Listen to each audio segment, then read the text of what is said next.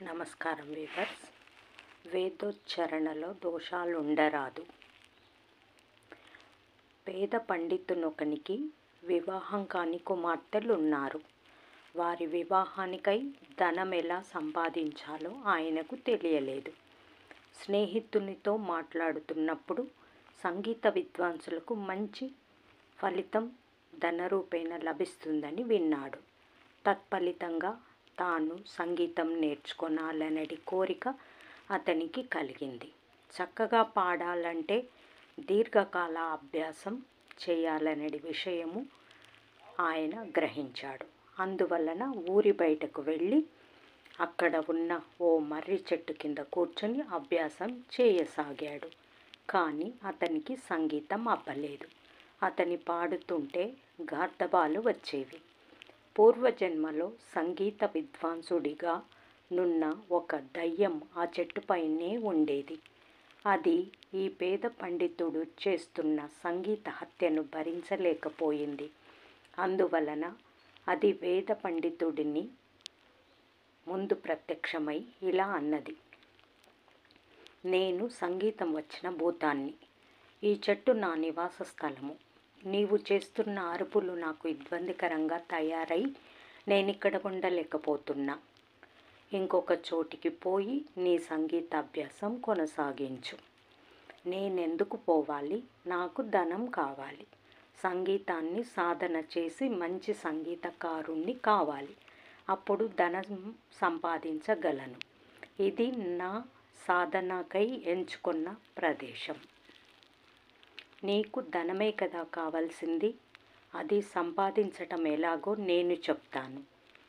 ఈ దేశపు రాజుగారి కుమార్తెను నేను ఆవాహిస్తాను.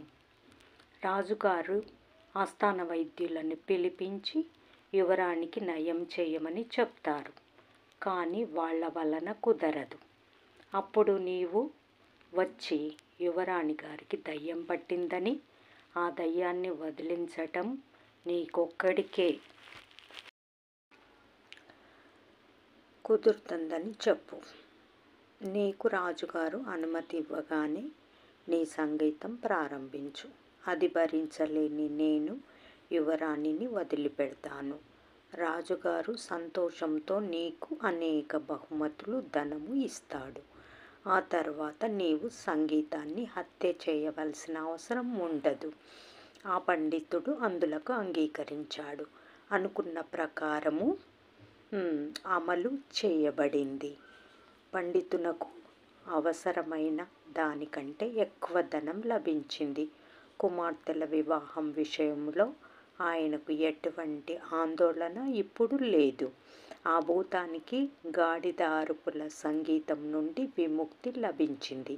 ఈ కథలో సంగీతం తెలిసిన భూతము పండితుని సంగీతంతో బాధపడినట్లుగానే, సర్వజ్ఞానము లేని వాడు వేదమంత్రాలను తమ ముందు పఠిస్తే పండితులు బాధపడతారు.